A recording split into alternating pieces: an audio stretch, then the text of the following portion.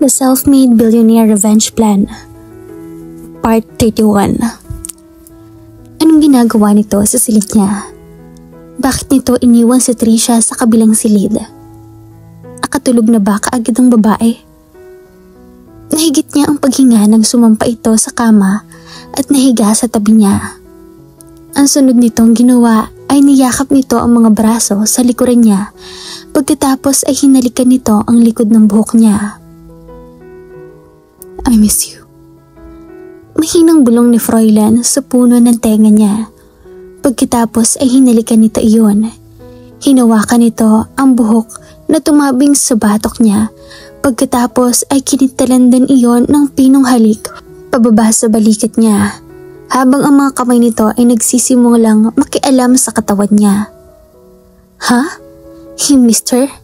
Sinungaling. Hindi ba't kanina lang ay nakita niya itong nakikipaghalikan kay Trisha? Bakit nagsisinungaling ang binata ngayong narito ito sa tabi niya? Iniisip ba nitong patuloy siyang magpapakatanga? Gusto niyang magalit at magprotesta. Gusto niyang idilat ang mga mata upang sitahin at sigawan ng lalaki. Pero hindi niya magawa. Isa pa ay gusto niyang isiping nitong natutulog na siya. Umungol siya kasabay ng pagpitlag niya sa mga haplos nito. But Froilan was persistent as he continued kissing her back. Patunay ang pag-aalab ng katawan niya sa maikling paghagod ng palad nito sa balat niya. Diyos ko, bakit kay bilis papukaw ng lalaking ito ang init ng katawan niya? At bakit kay bilis rumisponde ng katawan niya at tila siya ay lalagnatin sa tuwing hahawakan siya nito? Masyado na ba siyang marupok pagdating sa binata? Ito lang ba talaga ang gusto ni Froilan mula sa kanya? Ang katawan lang talaga niya ang habol nito? To satisfy his needs? His damn personal needs? Upang punan ang matinding pagnanasa nito? And because Trisha fell asleep, he had no choice but to come near her just to have sex with her. Sa pakaisiping narito lamang ito sa silid niya upang angkinin siya, dahil nakatulugan ito ni Trisha, ay nagpaliyab ng puot sa dibdib niya. So that was it. He just wants her body and nothing else. No more, no less. Diyos ko, ginagamit silang pareho ni Froilan sa kama. Ang kaibahan lamang ay mahal nito sa Trisha at siya ay hindi. Nakaramdam sa Reyna ng pandidiri at pagkahabag sa kanyang sarili. Nandidiri siya sa kaalamang nakikipagniig ito sa ibang babae at sa kanya. Nagagalit sa Reyna sa lalaki pero tumutugon at ipinagkakanulo niya ang sariling katawan niya. In frustration and fury ay napahikbi siya nang hindi niya sinasadya. Si Froilan ay nitigil sa ginagawa, sa paghalik sa likod niya at pagdama ng dibdib niya. Sweetheart. Don't sweetheart me. Marahas na sagot ng isip niya. Pero walang gustong lumabas ng anumang salita mula sa bibig niya. She was just weeping like a child na kinakabahala ni Froilan. Shh, sweetheart, what's wrong? Nagtatakang tanong ni Froilan. Hinawakan ang balikat niya at pilit siyang pinapaharap dito. Pero pumiksil siya. Please, lumabas ka na. Naghihirap ang kalooban at halos mapiyok niya. Oh, sweetheart, we have to talk. Tell me, bakit ka umiiyak? Nakuyom ni Froilan ng sariling kamao kasabay ng pagtatagis ng mga bagang nito. He was so exhausted and all he wanted to do is to sleep next to Reyna. But the moment he touched her, it aroused his carnal desire. But God, he won't force her to make love with him if she doesn't want to. And he dislikes seeing her crying. At bakit naman ito nang umiiyak? Namimiss ba talaga ng dalaga ang namayapang ama? He tried to touch her just to comfort and console her but Reyna shook off his hand. Gusto kong mapag-isa. Baby, we could... Lumabas ka na, utang na loob. Mahina ngunit mariing wika ni Reyna. Tumaas baba ang dibdib ni Froilan at marahas na nagbuga ng hangin. Humigpit ang pagkakakuyom nito sa sariling mga kamao. I live for now, sweetheart. But we will talk tomorrow. He clenched his teeth in fury. Mabigat man ang loob nito ay lumabas ng silid si Froilan. Reina cried her heart out as soon as Froilan left the room. She felt so helpless and devastated. The sharp pain in her chest persisted as if there was an arrow stuck inside, as her tears continued like a river from her eyes. Pakiramdam na Rina ay lalo lamang siyang nasasaktan sa pagwawalang bahala ni Froilan. Narito na si Trisha pero bakit kailangan pa nitong magpanggap? He could easily kick her out of the mansion at any time, but she doubted if Froilan would do that. Perhaps he still wants her for his lustful needs. Naguhumiyaw sa isip ni Rina na kailangan na niyang putulin ang kahibangan niya dahil sa bandang huli ay sarili lang din niya ang sasaktan at lolokohin niya. Kailangan pa ba magkadurog-durog at magkapira-piraso ang puso niya bago niya maisipang umalis? Kailangan pa ba niyang hintayin na si Froilan mismo magpalaya sa kanya bago siya matauhan? Pero kaya ba niyang mapalayo sa lalaki? Makakaya ba niyang mawalay sa piling nito? Hindi ba pwede siya na lang ang mahalin ni Froilan?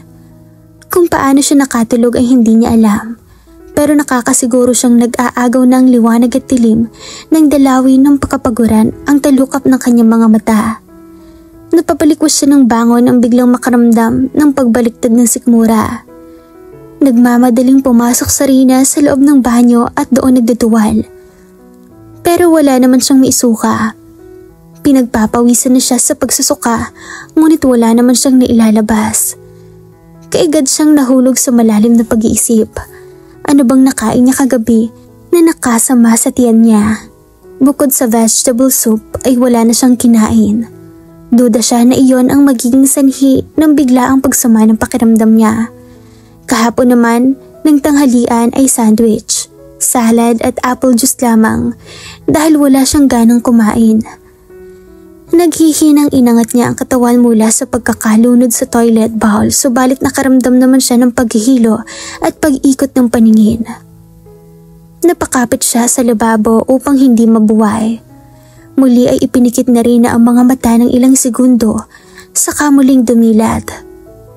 Umiikot pa rin ang paningin niya. Naghihinang napadasal siya sa dingding.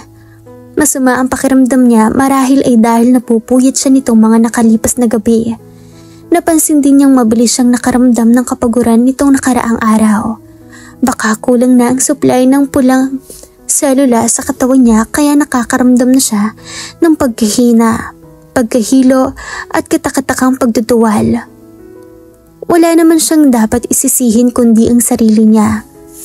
Marahil sa kakaisip niya kay Froilan at kung ano ang damdaming mayroon ito para sa kanya ay napupuyat siya.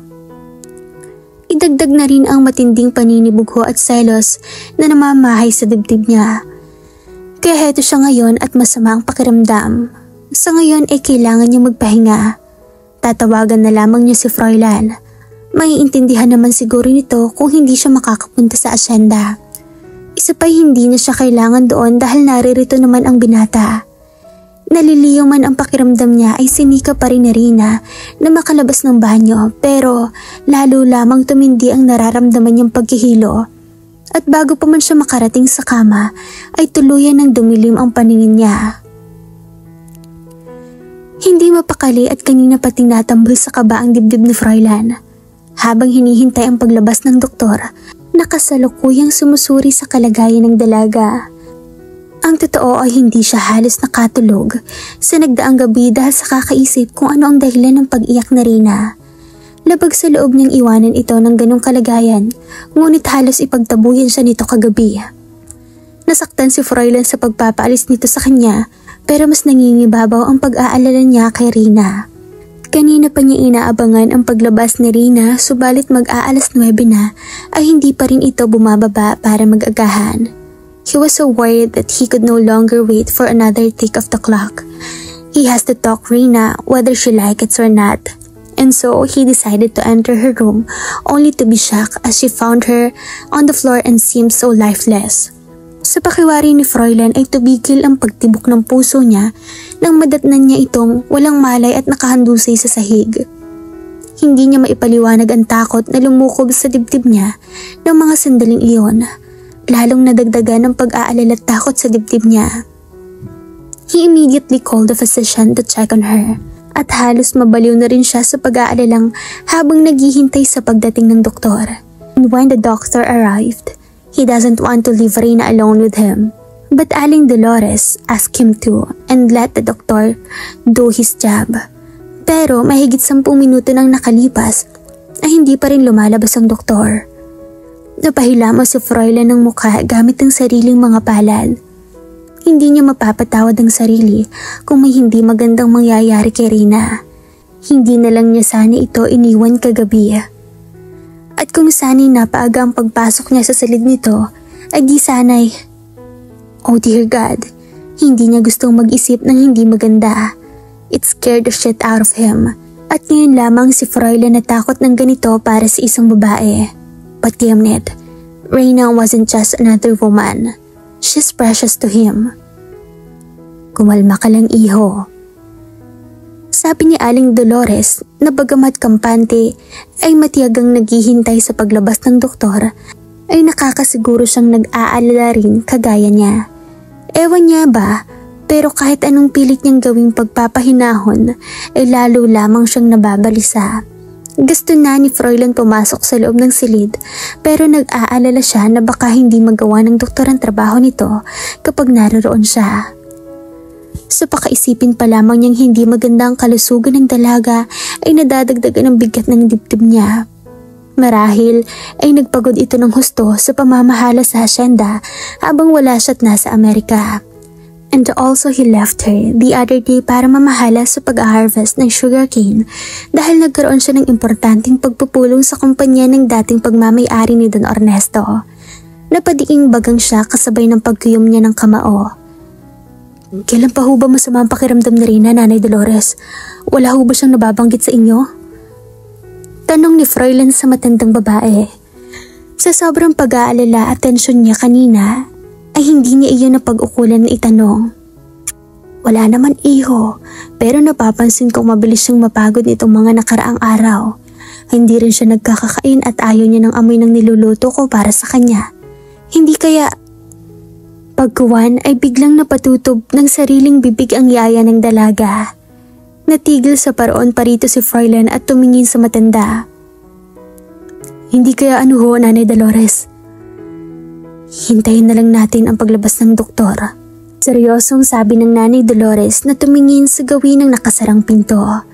Pagkalipas ng halos 15 minuto ay bumukas ang pinto at lumabas niyon ang doktor. How is she, Doc?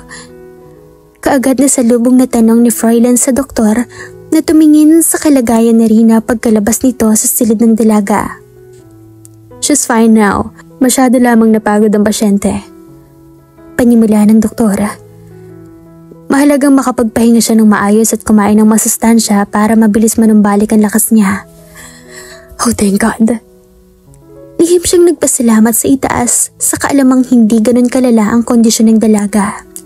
Pakiramdam ni Froilan ay nabunutan siya ng tinik sa dibdib sa tinurang iyon ng doktor. But the guilt stuck inside his chest. Walang dapat nasisihin sa nangyari sa dalaga kung hindi siya. Kung hindi dahil sa kanya at sa trabahong inaatas niya dito, ay hindi mapapagod ang husto sa Reyna. Hindi makakabuti sa kanya ang labis na ma-stress at mapagod ang husdo. Makakasama iyon sa kalusugan niya at sa dinadala niya. If you have any concern, I suggest you to take her to the hospital sa isang OB-GYN para makasiguro. Si Froilan ay hindi kaagad nakapag-react sa tinurang iyon ng doktor. Did he just say, dinadala? Does it mean Reyna is pregnant? And he was 100% sure that she's carrying his child, his first unborn child. Oh dear Lord, magkakababy na sila. And he'll be a father soon, just 9 months from now. He smiled in happiness. Nagningning ang kislap ng mga mata. Sinulyapan si Nanay Dolores na nagpupunas ng mga luha. Are you saying that she's carrying my child? Gusto niya makatiyak. Yes, iho. Maagap na sagot ng doktor. May ngiti sa mga labi nito. Oh God, thanks Ninong. Sa kabiglaan ay napayakap siya sa doktor. Hindi napawi ang mga ngiti sa mga labi niya sa sobrang saya na nararamdaman.